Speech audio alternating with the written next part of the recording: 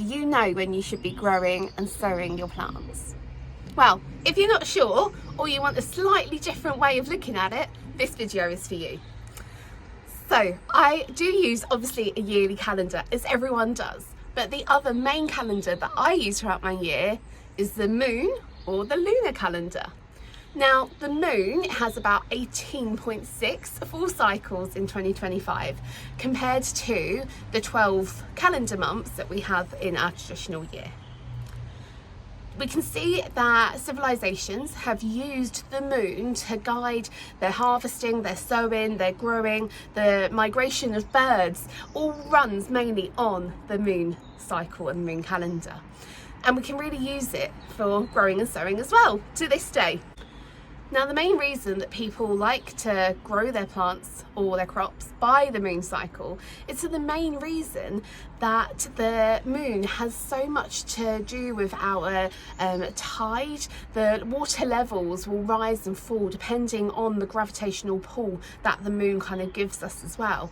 So when we look at that, we can then see how the ground will also have more moisture or less moisture at different times, which will then make sowing and growing crops better at different times of the year.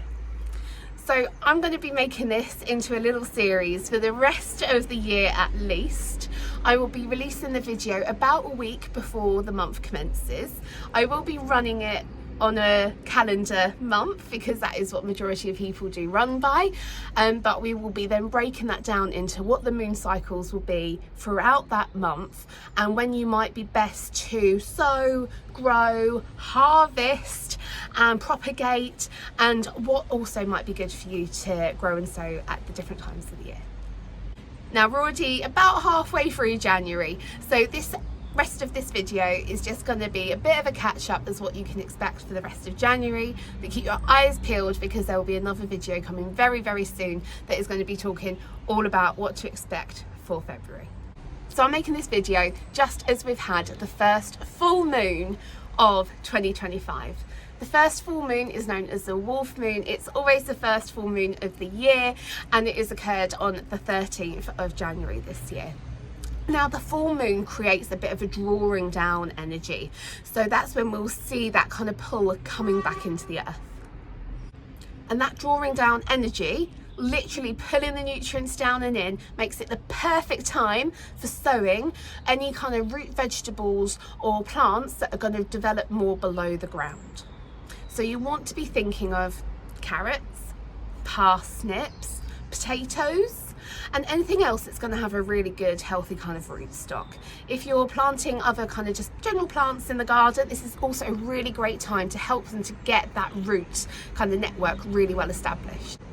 So for January, you might not want to be starting to grow those carrots and the parsnips because they need a little bit more heat and a little bit more sunlight to get themselves germinating, but there are still things that you can start to get sowing. The main things that you'll want to be starting to sow now are your onions and your garlics.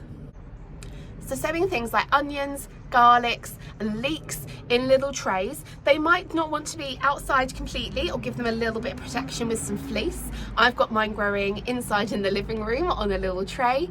But it's the perfect time to get these growing because they'll need a really good root stock to get themselves off to a great start. So for January, let's get those going. We want onions, garlic and possibly some leeks. The other thing you might want to start now is to prepare the potatoes for going into the ground. They might not be ready to go in yet because if your soil's like mine, it's still frozen. But it's the perfect time to start chitting them. Start getting that energy into them now so that they will be ready for planting soon. The other great thing to get planting right now is your bare rooted plants. Now this might be fruit bushes such as black currants and things for later in the year. It might be bare root apple trees, or for your garden it might be things like bare root peonies or bare root roses. It's perfect time. That drawing down energy is going to really help them to get that root well established and ready for the year ahead. Now, the most important part of the lunar calendar is to remember that there is a dormant period. Now that dormant period is really important to remember because you can still sow and things will still grow, but it might just not be as much as what it would be to sow, for example, now. And that dormant period is coming up. The dormant period for January is from the last quarter to the new moon. So that's from around the 22nd of January to about the 29th of January. And ideally, don't want to be sowing or starting off any new plants during this period. But there's still loads to do during this time. One of the things that I like to do is actually take a little time to sit and reflect and gather my thoughts. But also in January, it's a great time to prune things like your autumn raspberries, to prune your black currants, and also to do the jobs that you don't always get the time to do when it's full sowing season. So things like preparing our tools, giving them a nice oil, a nice clean, and getting them ready, and using that time for us to rest and reset as well. The other thing you can do during these dormant periods is to make the most of getting some weeds up, getting some weeds out of the ground, getting some nice mulching down. If you've got things like azaleas that need different pH levels, check the pH level now and just start to adjust it so that when it gets back into that growing season, it's all ready to go. And that will take us to the end of January. If you've enjoyed this video or you want to see more about growing by the moon and the lunar calendar, please do click down on the subscribe and you will be able to follow me along as we grow by the moon in 2025 and see what wonderful harvests and abundance we're able to create.